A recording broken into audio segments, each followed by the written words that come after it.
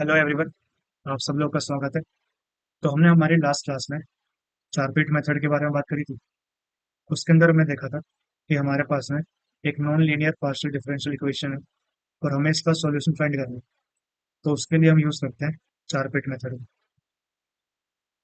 अब ये क्या होता है? सबसे पहले हम लेग्रांज ऑक्सिलरी इक्वेशन फाइंड करते हैं। वो होती है हमारे पास में D X by F P equals to D Y by F Q equals to D Z by P F P plus Q F Q equals to minus D P upon में F X plus P F Z equals to minus D Q, यहाँ पे F Y plus Q F Z. ठीक है। तो जो ये हमारे पास में ऑक्सिलरी इक्वेशन आई है, इसकी हेल्प से हम पी और जो क्यू है इनकी वैल्यूज को फाइंड करते हैं। उसके बाद D Z equals to P D X plus Q D Y, इसके अंदर इनकी वैल्यूज को सब्सिट्यूट करेंगे और इसको इंटीग्रेट कर देंगे तो हमारे पास में सॉल्यूशन आ जाएगा। ठीक है। अब आप देखो, सॉल्यूशन फाइंड करने के लिए मैं इन दोनों को ले सकता हूँ, या फिर इसको और इसको ले सकते हैं, या फिर इसको और इसको ले लेंगे और इसको ले लेंगे, या फिर मैं इन दोनों को ले सकता हूँ, इन दोनों को ले सकता हूँ, या इन दोनों को। तो आप ये देख रहे हो कि इस तरीके से हमारे पास में जो पॉसिबल सॉल्यूशन है। ठीक है, ये तो बहुत ज़्यादा है, लेकिन जो हमारे पास में एग्जाम में क्वेश्चन आएगा उसके अंदर तो ऑप्शन हमारे पास में चार ही आने वाले, ए बी सी डी। तो ये तो काफ़ी ज़्यादा लॉन्ग मेथड हो गया कि हम किस तरीके से अपने सही ऑप्शन तक पहुंचेंगे, है ना। तो इसके लिए आते हैं हमारे पास में कुछ स्पेशल केसेस।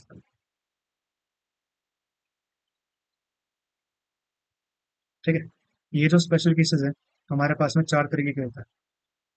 सबसे पहला होता है हमारे पास में कि जो पार्शियल डिफरेंशियल इक्वेशन है इसके अंदर आने वाले टर्म्स बस पी एंड क्यू के ही हो। इसका मतलब ये इंडिपेंडेंट होने चाहिए एक्स वाई और जेड से। सेकेंड है हमारे पास में कि जो आने वाले टर्म्स हैं वो एक्स वाई पी और क्यू के हैं। इसका मतलब इंडिपेंडेंट ऑफ जेड हो गया। ठीक है। तीसरा होता है हमारे पास में कि जो टर्म्स है वो जेड पी और क्यू के हो गए। इसका मतलब independent of X and Y.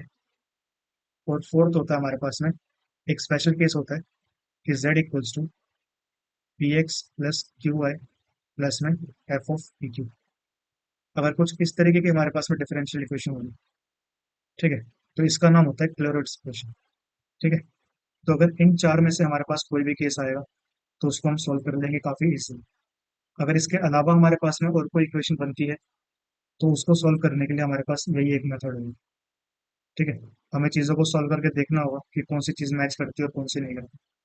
सबसे पहले बात करते हैं जो हमारे पास first type of special case है, F of P Q equals to zero. इसका मीनिंग क्या है कि एक्स वाई और जेड ये हमारे पास में एबसेंट है। इसका मतलब F X equals to zero हो जाएगा, F Y equals to zero हो जाएगा और F Z equals to zero हो जाएगा। ठीक है। तो जो हमारे पास में ऑक्सिलरी इक्वेशन थी D X by F P equals to D Y by F Q equals to D Z by P F P plus Q F Q equals to minus D P upon में F X plus P F Z equals to minus D Q upon F Y plus Q F Z. ठीक है। तो यहाँ पे जब मैं value substitute करूंगा तो आप देख रहे हो यहाँ पे मेरे पास में नीचे जीरो बन जा रहा है, यहाँ पे भी नीचे जीरो है। और ये चीज़ हम पहले देख चुके हैं कि अगर इसके नीचे जीरो बन रहा है इसका मतलब जो पी है वो हमारे पास में एक कॉन्स्टेंट आ जाएगा जिसको मैं ए बोल देता हूँ। ठीक है। वैसे ही जो क्यू है ये हमारे पास में एक दूसरा कॉन्स्टेंट आ जाएगा जिसको मैं बी का नाम दे दूँ। ठीक। तो जो ये हमारे पास में डिफरेंशियल इक्वेशन थी F of P Q equals to zero, यहाँ पे मैं ए और बी को सब्स्टिट्यूट कर सकता हूँ। अब देखो, यहाँ से हम क्या करते हैं, दो पॉसिबिलिटी कि जो ये हमारे पास में एफ ऑफ ए बी आया है, यहाँ पे आप बी निकाल लो तो हमारे पास कुछ एक फंक्शन ऑफ ए आ जाएगा। बी बोल लो या फिर हम इसको क्यू भी बोल सकते हैं। दूसरी चीज आप क्या कर सकते हो, यहाँ से ए की वैल्यू को फाइंड कर सकते हो। ए हमारे पास में पी हो गया, तो ये हमारे पास में कुछ फंक्शन ऑफ बी आ जाएगा। ठीक है। अगर मैं बी की जगह इसको सब्स्टिट्यूट कर दूँ तो हमारे पास में एफ ऑफ ए कोमा दूसरा function of A equals to zero हो जाएगा। और यहाँ पे हो जाएगा हमारे पास में एफ ऑफ एक दूसरा फंक्शन बी में इक्वल्स टू जीरो। ठीक है। तो इस केस में क्या हो रहा है, जो p है उसकी वैल्यू a थी, और जो q है वो हमने फाई ऑफ a निकाल लिया। इस केस में क्या हो रहा है, जो हमारे पास में p है वो एक दूसरा फंक्शन आया है, और जो q है ये हमारे पास में b है। तो हमने p और q की वैल्यू फाइंड कर ली। तो यहाँ पे D Z equals to P की जगह ए डी एक्स प्लस में फाई ए डी वाई। इसको इंटीग्रेट करेंगे और सॉल्यूशन आ जाएगा। यहाँ पे क्या करना होगा, डी जेड इक्वल्स टू ये जो फंक्शन है इसको डी एक्स के साथ रख देंगे, और जो क्यू है इसकी वैल्यू रख देंगे डी वाई। अब इसको इंटीग्रेट करेंगे तो यहाँ से भी हमारे पास सॉल्यूशन होगा। ठीक है, तो अब यहाँ से आपकी मर्जी है, आप चाहे किसी को भी सॉल्व कर सकते हो, हमारे पास सीधा सीधा आंसर निकल पा रहा है। ठीक है, ये हमारे पास में क्वेश्चन। अब देखो, जो ये पार्शियल डिफरेंशियल इक्वेशन दी है, ये हमारे पास में P into Q equals to one दे दिया। इसको इस तरफ ले आते हैं तो P Q minus one equals to zero है। ठीक, तो जो हमारा एफ है वो कितना आ गया, पी क्यू माइनस वन। ये आप देख सकते हो independent of X Y Z है। ठीक, तो हम यूज कर सकते हैं, क्या यूज करेंगे कि पी को इक्वल्स टू ए ले लो। तो अगर मैं पी को ए ले लेता हूँ तो यहाँ से हम क्यू को फाइंड करेंगे। तो A Q minus one equals to zero है, यहाँ से क्यू की वैल्यू आ गई वन बाई ए। ठीक है, इसको सब्स्टिट्यूट करते हैं तो D Z equals to A D X plus one by A D Y आ जाएगा।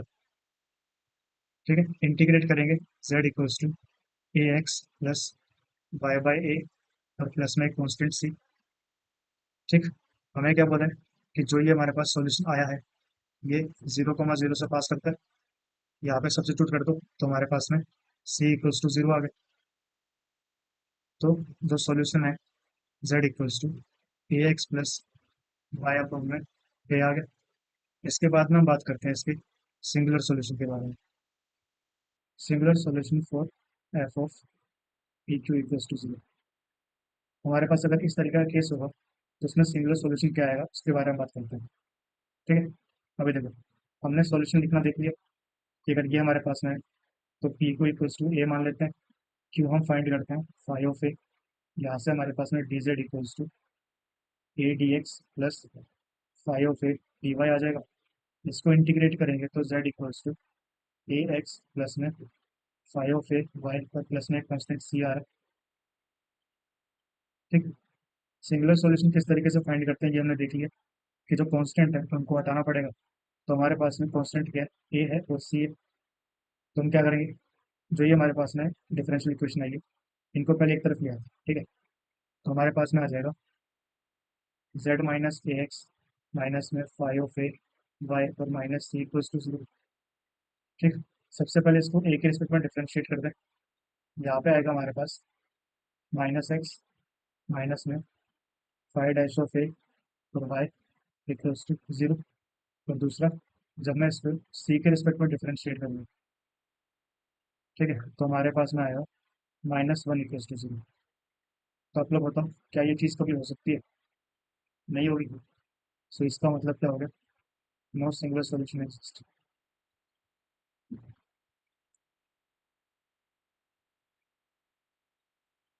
ठीक है, तो फाइनली जो चीज़ हमें याद करनी है या फिर जिसको आप नोट कर सकते हो वो ये है कि हमारे पास में अगर डिफरेंशियल इक्वेशन कुछ इस फॉर्मेट की है तो पहली चीज़ उसका सॉल्यूशन लिखने के लिए आप p इक्वल्स टू ए या फिर q इक्वल्स टू बी, इनमें से कोई एक अज्यूम करोगे और दूसरा हम फाइंड कर लेंगे इनके रिस्पेक्ट में।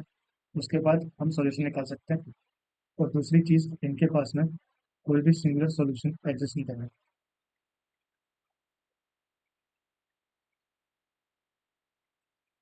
ठीक है, तो आज के लिए इतना ही। और बाकी जो हमारे पास स्पेशल केसेस हैं उनको हम आगे की वीडियोस में कवर करेंगे। अगर आप लोग कोई भी डाउट है तो आप नीचे कमेंट सेक्शन में लिख सकते हो। इस लेक्चर की जो पीडीएफ है वो आपको मेरे टेलीग्राम ग्रुप पर मिलेगी, उसका लिंक डिस्क्रिप्शन में है। So thank you so much and have a nice day.